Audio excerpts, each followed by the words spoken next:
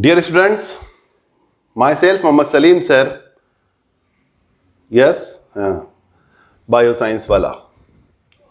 Students, we have started chemical reaction in equations, the most important chapter from science first that belong to the chemistry. Before this lecture, I have recorded 3 or 4 videos of this unit. Today students, I am going to teach the important topic from that chapter, chemical equations and reactions, chemical reaction and equations, that is balancing chemical equation. Students ये बहुत important topic है. जब आप next classes में जाएंगे 11th-12th में, तो वहाँ सेपरेट एक टॉपिक, एक सब्जेक्ट जो है आप केमिस्ट्री पढ़ोगे. केमिस्ट्री में जो एक इंपॉर्टेंट ब्रांच है केमिस्ट्री की, डेट इज ऑर्गेनिक केमिस्ट्री. उस ऑर्गेनिक केमिस्ट्री के अंदर आपको बैलेंस, केमिकल इक्वेशंस को कैसे बैलेंस करते हैं, इसकी बहुत जरूरत पड़ती है. तो उसी चीज को आज मैं यहां समझाने जा रहा हूं. तो इक्वेशंस क्या होती हैं ये हमने पढ़े हैं, केमिकल रिएक्शन किसे कहते हैं ये हमने पढ़े हैं. आज हम देखेंगे और इक्वेशंस कैसे लिखी जाती है ये भी हमने देख चुके हैं इससे पहले के वीडियोस में. आज हम देखेंगे कि इक्वेशंस को, रिएक्शंस को, केमिकल रिएक्शंस को, इक्वेशंस को कैसे बैलेंस करते हैं और कौन सी इक्वेशंस को बैलेंस इक्वेशन कहते हैं और कौन सी इक्वेशन को अनबैलेंस इक्वेशंस कहते हैं. तो स्टूडेंट्स, एक टेबल यहां दिया हुआ है और एक केमिकल रिएक्शन यहां लिखी हुई है. ये टेबल पर और इस केमिकल रिएक्शन को हमने ऑलरेडी समझ चुका है एक एक्टिविटी के जरिए से. तो यहां केमिकल रिएक्शंस में क्या क्या दिया हुआ है, AgNO3, silver nitrate, sodium chloride, दोनों के दरमियान केमिकल रिएक्शन होता है. उस केमिकल रिएक्शन के नतीजे में स्टूडेंट्स हम देखते हैं कि AgCl, सिल्वर क्लोराइड तैयार होता है और NaNO3, सोडियम नाइट्रेट तैयार होता है. इसे हमने आपकी टेक्स्ट बुक्स में जो एक एक्टिविटी पढ़े हैं, ट्राई दिस करके, पेज नंबर 33 पर, उसमें इस इक्वेशंस को हमने इक्वेशन नंबर 9 दिया है. इसी इक्वेशंस के कंपोनेंट को लेकर हम जो है इक्वेशन बैलेंस कैसे की जाती है या किस इक्वेशन को बैलेंस कहते हैं, इसके जरिए से हम यहां समझेंगे. तो स्टूडेंट्स, आइए अब हम देखेंगे कि ये जो टेबल आपकी किताब में भी दिया हुआ है, जिसको आपको इसको देखकर फुलफिल करना है, वो टेबल क्या है और क्या दिखा रहा है. एक तरफ लिखा हुआ है रिएक्टेंट, तो part of the chemical reactions which is on the left hand side and the part of the chemical reaction which is on the right hand side. तो लेफ्ट हैंड साइड में जो पार्ट होता है उसको हम reactant कहते हैं, right hand side में जो पार्ट होता है उसे हम प्रोडक्ट कहते हैं. तो इस तरह से इस टेबल के अंदर हमको रिएक्टेंट के और प्रोडक्ट के जो कंपोनेंट है उनको लिखना है. तो कौन कौन से कंपोनेंट हैं, I have listed here already. Ag, so nitrogen, oxygen, sodium, chlorine, all these are the component of this reaction which is represented as the equation number 9 in your textbooks. AgNO3, तो इसमें silver है. तो reactant में silver यहां कितने हैं, can you tell मी?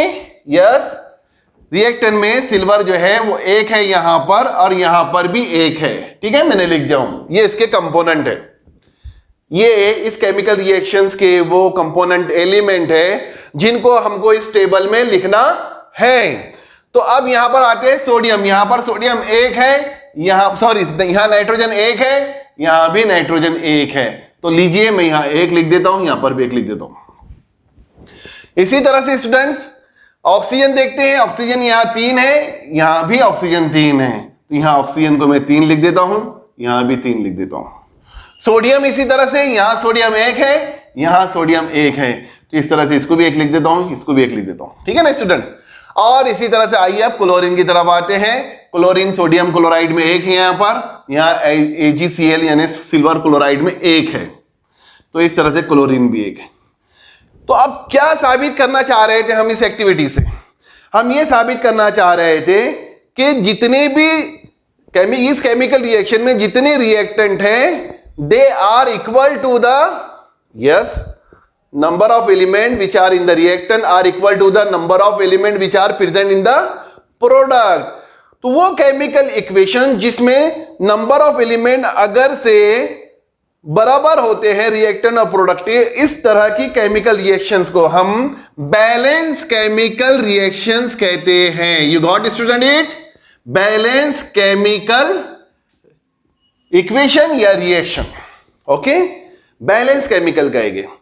और वो केमिकल रिएक्शन जिसमें अगर से number of component element reactant में ज्यादा है, प्रोडक्ट में कम आ रहे हैं, या प्रोडक्ट में कम है रिएक्टेंट में ज्यादा आ रहे हैं, ऐसे केमिकल रिएक्शंस को हम अनबैलेंस कहेंगे। क्या कहेंगे students? Unbalance chemical equation. You got it? Yes, इसको हम कहेंगे इक्वेशन। तो ये इक्वेशन जो होगी बैलेंस और अनबैलेंस कब होंगी? जब ये कंपोनेंट रिएक्टेंट के और प्रोडक्ट के अनइक्वल होंगे। क्या होंगे? तो if the number of item of the each side of the element is not in equal number, that type of the reaction is called as the unbalanced chemical reaction. अगर आपको किसी ने सवाल कर लिया है what is mean by chemical reaction, what is mean by balanced chemical reaction, तो आप क्या कहेंगे स्टूडेंट्स? क्या कहेंगे? वो केमिकल रिएक्शन जिसमें नंबर ऑफ एलिमेंट रिएक्टेंट में और प्रोडक्ट में सेम होते हैं, ऐसी केमिकल रिएक्शंस को हम बैलेंस केमिकल रिएक्शन या इक्वेशन कहते हैं। यह कहा गया है कि what is mean by unbalance chemical reaction और इक्वेशंस, तो वो केमिकल रिएक्शन जिसमें रिएक्टेंट के अंदर और प्रोडक्ट के अंदर जो है नंबर ऑफ एलिमेंट सेम नहीं होते हैं। क्या नहीं होते हैं? सेम नहीं होते हैं। ऐसे केमिकल रिएक्शंस को हम अनबैलेंस केमिकल रिएक्शन कहेंगे। तो हमारा टॉपिक जो है वो बैलेंसिंग केमिकल इक्वेशंस को बैलेंस कैसे करते हैं, ये है स्टूडेंट्स, ये है, इसको हमको सीखना है। इससे पहले कि हम आगे बढ़े वो स्टेप्स की तरफ जो केमिकल इक्वेशंस को बैलेंस करने के लिए जरूरी है, या वो स्टेप हमको ये दिखाते हैं कि केमिकल रिएक्शन को कैसे बैलेंस किया जाए, उससे पहले आपकी टेक्स्ट बुक्स में पेज नंबर 34 में जो है आप देखेंगे एक ऑलवेज रिमेंबर करके एक एक्टिविटी है। ऑलवेज रिमेंबर, ये क्यों दिया जाता है स्टूडेंट? इस तरह की एक्टिविटी आपको क्यों दी गई है, क्यों फोकस किया जा रहा है? ये आपको याददानी के तौर पे कराया जा रहा है। क्या है? देखिए, in any reaction the total mass of each of element in the reactant is same. अगर कोई रिएक्शन है उसका टोटल मास सेम है, ये तो हो गया अपने एटॉमिक नंबर निकाले इनके, ये एटॉमिक नंबर है, नंबर ऑफ एटम है। These are called as the number of atom which are present in the reactant and the product. तो इसी तरह से अगर हमको किसी रिएक्शन का वजन करना है, वेट करना है, ठीक है ना, तो अगर हमको इसका वेट करना है तो इसका वेट अगर से समझ लो 25 ग्राम है तो इसका भी 25 ग्राम ही भरना चाहिए। अगर इसका 25 ग्राम है और इसका 30 ग्राम भर रहा है, और अगर इसका 25 ग्राम है इसका 20 ग्राम भर रहा है, तो हम इस तरह की रिएक्शन को बैलेंस केमिकल रिएक्शन नहीं कहेंगे। तो remember it, in any chemical reaction the total mass of each element in the reactant is same as the total mass of the respective element in the product. दोनों का आपको atomic mass, दोनों का, इसका भी एटॉमिक मास और इसका भी एटॉमिक मास सेम होना चाहिए, तभी हम उस रिएक्शन को बैलेंस रिएक्शन कहेंगे। क्या कहेंगे स्टूडेंट्स? बैलेंस रिएक्शन कहेंगे। तो this is in accordance with the law of conservation of mass. आपने 9th में पढ़े हैं, जिस पर अभी मैं आपको जो है ब्रिज कोर्स का एक वीडियो एक्सप्लेन करने वाला हूं, चैप्टर नंबर 4 पर, ठीक है। तो how the mass is conserve, कैसे मास को कंजर्व किया जाता है, ठीक है ना। तो इस उसमें आपको ये समझ में आ जाएगा कि कैसे मास कंजर्व होता है। और एक एक्टिविटी इससे पहले की जो हमने पढ़े हैं, इससे पहले की जो एक्टिविटी पढ़े हैं, वो एक्टिविटी भी यही शो करती है कि मास का कंजर्वेशन कैसे होता है, जिसे आपने ऑलरेडी 9th स्टैंडर्ड में पढ़ चुके हैं। तो law of conservation of the mass is very very necessary for balance of the chemical reaction. तो कंजर्वेशन होता है जो आपने प्रीवियस स्टैंडर्ड में पढ़ चुका है, जिसे आपको ब्रिज कोर्स के जरिए से भी समझाया जाएगा। तो स्टूडेंट्स आइए, तो हमने इस एक्टिविटी से क्या समझे हैं? Remember, always remember from this activity कि अगर एटॉमिक मास अगर रिएक्टेंट और प्रोडक्ट का सेम है तो उस रिएक्शन को भी हम क्या कहेंगे? बैलेंस केमिकल रिएक्शन इक्वेशन कहेंगे। अगर एटॉमिक मास अलग अलग आ रहे हैं, हमने 10 ग्राम रिएक्टेंट लिया था, 2 ग्राम ही प्रोडक्ट आ रहा है, तो इस रिएक्शन को हम बैलेंस नहीं कहेंगे। एटॉमिक मास दोनों का जो है सेम होना चाहिए, नंबर ऑफ एलिमेंट दोनों के सेम होना चाहिए कॉन्स्टिट्यूएंट एलिमेंट्स के, और रिएक्टेंट और प्रोडक्ट में उस जब जाके हम रिएक्शंस को क्या कहेंगे? बैलेंस केमिकल रिएक्शन कहेंगे। तो आइए स्टूडेंट्स, अब हम चलते हैं उन स्टेट्स की तरफ जो स्टेट्स बहुत जरूरी है केमिकल रिएक्शन लिखने के लिए।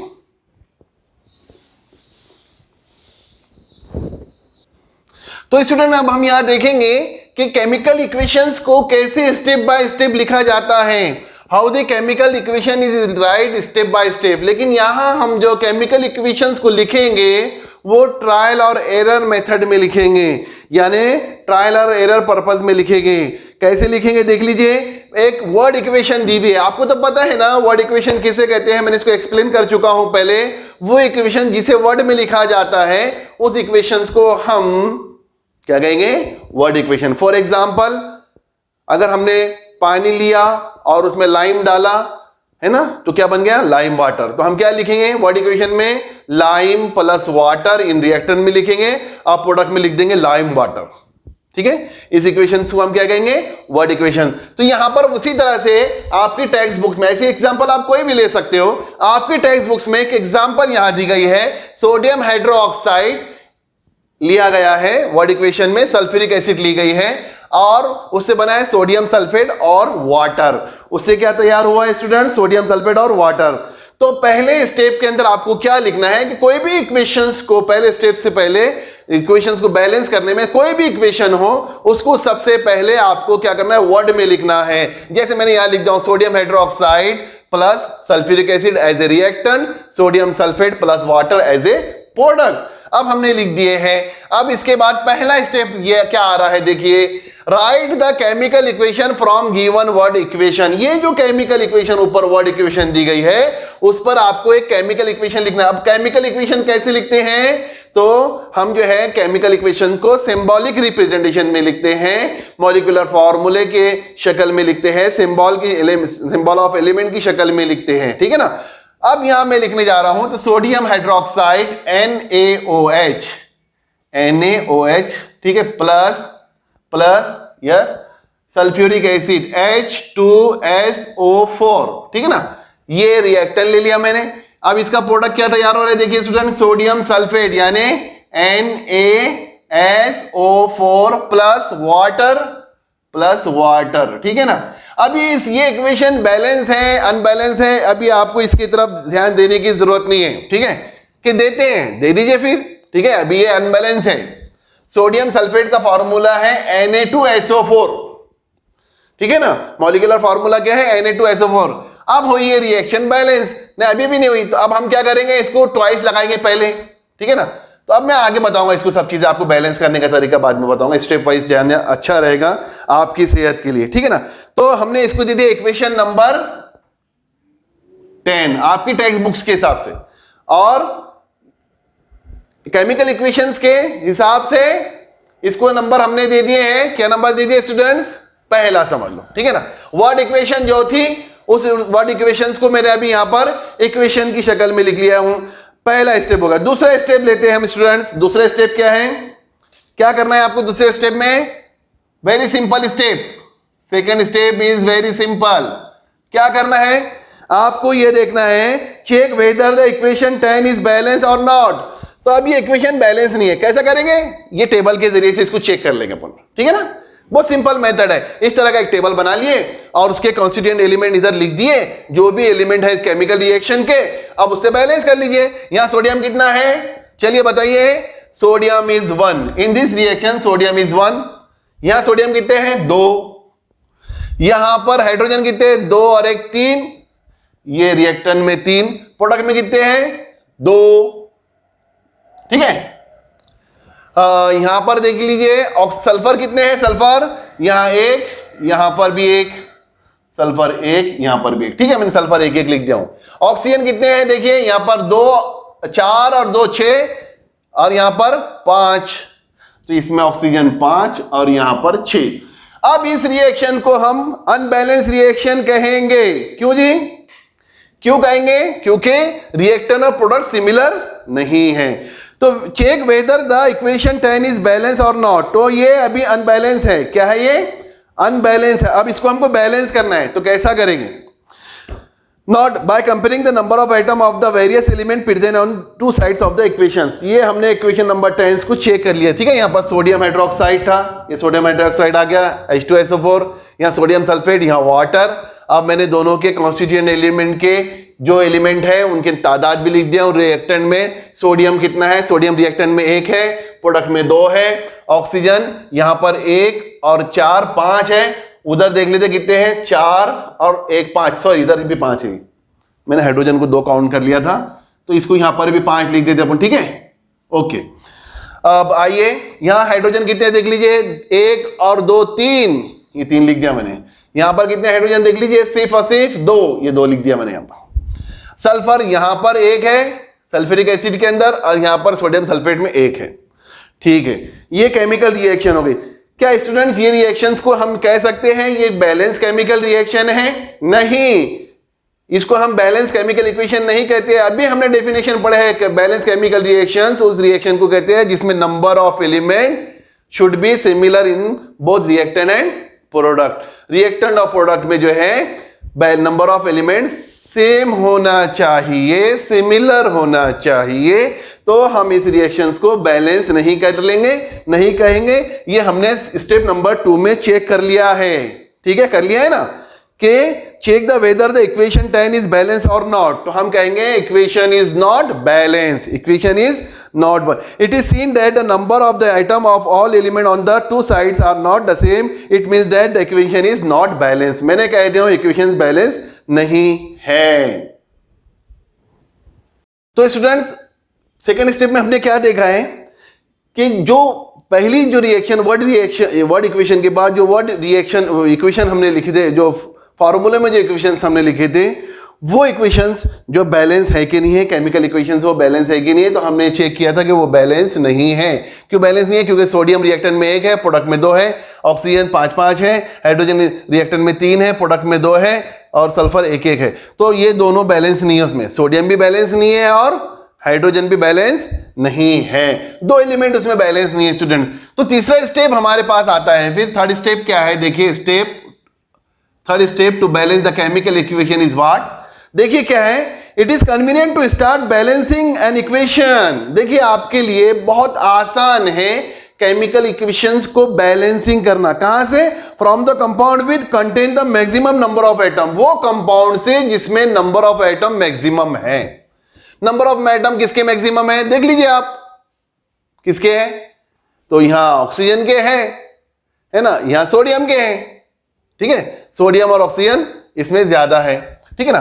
तो नंबर ऑफ एटम सोडियम यहां पर 2 है, देखिए आप। तो ये है compound which contain the maximum number of atom. Moreover it is convenient to first consider the element in the compound, और इसी को हम समझेंगे कि वो एलिमेंट है जो पहले कंसीडर किए जा रहे हैं, which has unequal number of atom on the to side. अब इसमें अनइक्वल नंबर ऑफ एटम किस किसके अभी बताया मैंने आपको? सोडियम के और हाइड्रोजन के, ठीक है ना। तो आइए अब इस इक्वेशन को हम देखते हैं थर्ड स्टेप के अंदर जो पहला पॉइंट है उसको समझने की कोशिश करते हैं। इन द इक्वेशन 10, ये इक्वेशन नंबर 10 है हमारी। In equation 10 there are 2 component Na2SO4। कौन कौन सा है? एक Na2SO4 है और दूसरा क्या है? सोडियम हाइड्रोक्साइड H2SO4, ठीक है। एक है ये और एक है ये, 2 कंपोनेंट ऐसे विच contain the maximum number that is 7 atom each. देखिए आप इसमें देख लीजिए आप, 7 है इसमें भी, ठीक है, इसमें भी 7 है। हाँ, अब देख लीजिए आप इसके बाद दोनों के अंदर 7 एटम है। विच contain the maximum number that is 7 atom each, any one of them can be selected. दोनों में से हम एक सिलेक्ट कर लेंगे, ठीक है। सिलेक्ट द कंपोनेंट Na2SO4, हमने सिलेक्ट कर लिए हैं Na2SO4 हमारी कन्वीनियंसी के लिए, इसमें मैक्सिमम नंबर ऑफ एटम है, समझ लो, ठीक है। अब देखिए further select the sodium for balancing as the number of atom of sodium. अब इसके बाद हमने सोडियम को सिलेक्ट कर लिया है, इसमें से समझ लो सोडियम को सिलेक्ट कर लिया है। इसमें से सोडियम को सिलेक्ट कर लिया, सोडियम को सिलेक्ट कर लिया काय के लिए, बैलेंसिंग करने के लिए, ठीक है ना। Atom of the in this compound is unequal to side, sodium जो है अनइक्वल है, ये कंपाउंड के अंदर सोडियम अनइक्वल है, ध्यान में रखिए बात को। It should be remember that the formula of compound can not be change while balancing the number of item. यहां पर हमने देख लीजिए सोडियम यहां पर Na2SO4 लिखा है, जबकि यहां Na2 नहीं लिखा हुआ है, लेकिन हमने उसका फॉर्मूला एज इट इज लिख लिया है, क्योंकि सोडियम सल्फेट का जो मॉलिक्यूल है उसमें 2 एटम रहते हैं सोडियम के, तो हमको उसको वैसे की वैसे ही लिखना है। यहां हमने अभी इसको बैलेंस नहीं किया है सोडियम हाइड्रोक्साइड को, क्योंकि सोडियम हाइड्रोक्साइड के अंदर सोडियम हाइड्रोक्साइड का जो मॉलिक्यूल है उसमें जो सोडियम है वो 1 है, वो कितना है, 1 है। तो हम देखते हैं कि it means that here to make the number of sodium atom in the reaction as 2, तो अब हमको इसको 2 करना है, यानी सोडियम हाइड्रोक्साइड को हमको 2 करना है। कैसा करेंगे, ये दिया हुआ है टेबल के अंदर। तो हम देखते हैं सोडियम हाइड्रोक्साइड के अंदर सोडियम कितना है, 1, कितना है इनिशियली 1, फिर यहां ये कितना है 2, ठीक है ना। अब ये 1 है तो इसको लिखेंगे 1 मल्टीप्लाइड बाई 2, यानी इसको हमको 2 करना है, यानी इसको हमको ये सोडियम हाइड्रोक्साइड में सोडियम को 2 बनाना है, तो वो खुद ब खुद बैलेंस हो जाएगा फाइनली, ठीक है ना। समझ में आया आपके। तो ये इनिशियली इस तरह से है, देख लीजिए अब 1 2 और 2 बैलेंस, जब हम बैलेंस करेंगे तो 2 2 हो जाएंगे। कैसे हो जाएंगे, हमको सोडियम हाइड्रोक्साइड के 2 मॉलिक्यूल लेना पड़ेगा, कितने लेना पड़ेगा, 2 लेना पड़ेगा। तो ये स्टेप को आपको ध्यान में रखना है students. Instead of factor of 2 we have to apply the NOH। हम क्या करेंगे, इस 2 को जो है कहां अप्लाई करेंगे, NOH के पहले, ठीक है ना। ये NOH के पहले क्या ये 2 क्या जाहिर करेगा, there are 2 molecules are taking part as a reactant, कितने मॉलिक्यूल लिए गए हैं, 2, इक्वेशन नंबर 10 के अंदर, ठीक है ना। Right down the resulting equation. अब इसके बाद आपको कहा जा रहा है कि ये इक्वेशन स्टेप 3 में लिख लीजिए। तो चलिए मैं लिख लेता हूं, सोडियम हाइड्रोक्साइड के पहले 2 लिख लिया हूं, क्योंकि इसको बैलेंस करना है हमारे को, ये बैलेंस कर दिया मैंने इसको। फिर H2SO4 ये ऐसे ही रहेगा, ठीक है, H2SO4 ऐसे ही रहेगा, गिविंग राइज क्या मिला हमको, सोडियम सल्फेट। अब हो गया ये सोडियम बैलेंस, ये सोडियम इससे बैलेंस हो गया, ये 2 ट्वाइस Na यहां गया Na2, ठीक है ना। अब इसका OH जो है वो चला जाता है उधर, ठीक है ना, वो बनाता है, क्या बनाता है देख लीजिए, H2, क्या बनाता है, H2, सोडियम सल्फेट बन जाता है, ठीक है। ये केमिकल रिएक्शन को स्टूडेंट मैंने ऐसी कैसी लिख दिया हूं, ये है इक्वेशन नंबर 10 का ही एक पार्ट, तो हम इक्वेशन नंबर 10 का एक पार्ट इसको हम कर देंगे इक्वेशन नंबर 10 डैश, ठीक है, या 1 2 इसको इस तरह से भी लिख सकते हो, ठीक है। अब आइए यह इक्वेशन नंबर 10A भी कर सकते हो, एक अपने समझने के लिए, अंडरस्टैंड के लिए, इक्वेशन नंबर 10A, ठीक है ना, A समझ लीजिए, क्योंकि अभी इसमें बैलेंसिंग किसकी बाकी है, हाइड्रोजन की बैलेंसिंग बाकी, किसकी बाकी है, हाइड्रोजन की। सोडियम को बैलेंस कर चुके हैं हम, किस तरह से कर चुके हैं, एक इसमें से ज्यादा एलिमेंट वाला कंपाउंड लिए, वो लिए हमने, इसमें सोडियम 2 है, ठीक है, और सल्फर 1 है, ऑक्सीजन 4 है, तो 5 और 2 7 एलिमेंट वाला कंपाउंड सबसे बड़ा इसमें यही है, ठीक है ना। अब वो ले लिया हमने। अब उसके बाद जो है इसमें सोडियम को बैलेंस कर रहे हैं, तो सोडियम देखिए हमने इनिशियली जो है रिएक्टेंट में तो 1 है और प्रोडक्ट में वो 2 है, देखिए इन the reactant in the product. देखिए स्टूडेंट बराबर ध्यान में रखिए, इस तरह के स्टेप्स आपको आएंगे बैलेंस करने के लिए, केमिकल इक्वेशंस को स्टेप वाइज बैलेंस करने के लिए आएंगे। तो तीसरे स्टेप में हमने रिएक्शन के एक पार्ट को बैलेंस किया है, that is that have the maximum number of the element in that element molecule. तो आप दूसरे स्टेप में क्या लिखेंगे, check whether the equation 10A is balance और नॉट। अब हम इसको भी देखेंगे तो ये भी बैलेंस नहीं है, क्यों, क्योंकि इसमें हाइड्रोजन बैलेंस नहीं हुआ, इसमें हाइड्रोजन बैलेंस नहीं हुआ। देखिए यहां हाइड्रोजन कितने हैं, 2 2 और 2 कितने हो गए, 4। यहां हाइड्रोजन कितने हैं स्टूडेंट्स, सिर्फ 2, ठीक है, समझ में आ रहा है ना। मैं आपके यहां लिख देता हूं, यहां हाइड्रोजन कितने हैं देख लीजिए समझने के लिए, चलिए यही लिख लेते हैं, हाइड्रोजन कितने हैं यहां पर देख लीजिए, 2, ये 2 और ये 2 4, रिएक्टेंट में 2 और 2 4, ठीक है, ये लिख दिया मैंने। अब ये स्टेप 5 के लिख रहा अपना, स्टेप 3 के लिख रहे, और यहां देख लीजिए हाइड्रोजन कितने हैं, 2, ठीक है ना। तो ये भी रिएक्शन बैलेंस नहीं है, तो 10 में भी बैलेंस नहीं था ये हाइड्रोजन, और 10A में भी बैलेंस नहीं है। समझ में आ रहा है आपके।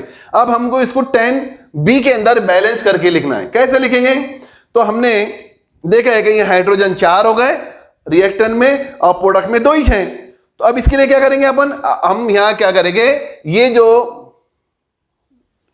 यहां के हाइड्रोजन 2 हो गए हैं, ये 2 4 हो गए हैं, इसके पहले हम ये H2O के मॉलिक्यूल के सामने क्या करेंगे जरा बताइए आप मुझे।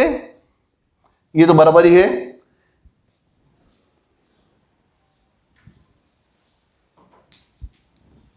इसके सामने 2 अप्लाई कर लेंगे अपन, समझ क्या कर लेंगे, 2 अप्लाई कर लेंगे। यहां मैं इसके सामने 2 अप्लाई कर लूंगा। अब ये जो रिएक्शन हो गई ये बैलेंस हो गई। अब ये रिएक्शन फुल्ली क्या हो गई स्टूडेंट्स, बैलेंस हो गई। देख लीजिए, यानी 10B बोल सकते हैं अपन इसको, ठीक है 10B। तो मैं 10B इसको दोबारा ऐसा लिख दूंगा, twice NaOH plus H2SO4 giving rice Na2SO4, ये जैसी की वैसी। अब मैंने क्या किया, सिर्फ हाइड्रोजन को बैलेंस करने के लिए, ये यहां 2 हाइड्रोजन है और ये 2 हाइड्रोजन, कितने हो गए 4, ये 4 हाइड्रोजन आ गए। अब पूरे इसमें जो है ऑक्सीजन को बैलेंस कर लेते हैं, हालांकि ऑक्सीजन पहले से ही बैलेंस है, ऑक्सीजन को बैलेंस करने की जरूरत नहीं। देख लीजिए ऑक्सीजन कितने हैं, 2, ठीक है 2 और 2 6 और 4 10, देखिए आ गए 10 के 10, ठीक है हो गए 10 ऑक्सीजन। अब आइए स्टूडेंट्स हम इसको पूरा कंप्लीट करते हैं, ट्वाइस H2O, ये हो गए समझ लो 10B इक्वेशन, ओके आपके कंसिडरेशन के लिए 10B इक्वेशन। अब ये जो इक्वेशन है, अब इसको हमको क्या करना है, नेक्स्ट पॉइंट में क्या आ रहा है, check whether the equation 10(2) is balance और नॉट। तो it is seen that the number of atom of all element are equal on the both side. दोनों साइड के अंदर आपको नंबर ऑफ एलिमेंट इक्वल नजर आएंगे।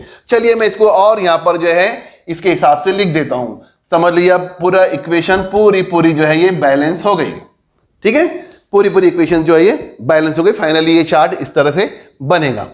तो स्टूडेंट देखिए आप, ये रिएक्शन जो है इक्वेशन 10B जो है 10B वो बैलेंस हो गई है। इस रिएक्शन को हम बैलेंस इक्वेशन कहते हैं। क्या कहते हैं, बैलेंस इक्वेशन। स्टेप जो है 4 है, थर्ड स्टेप के बाद जो है वो 4th स्टेप आएगा। The 4th step to write the balance chemical equation. क्या कह रहा है 4th स्टेप, देखिए write down the final balance equation. आपको कहा जा रहा है राइट डाउन द फाइनल, एकदम लास्ट, ये 4th स्टेप जो है फाइनल स्टेप है। कहां से शुरुआत किए थे, वर्ड इक्वेशन से।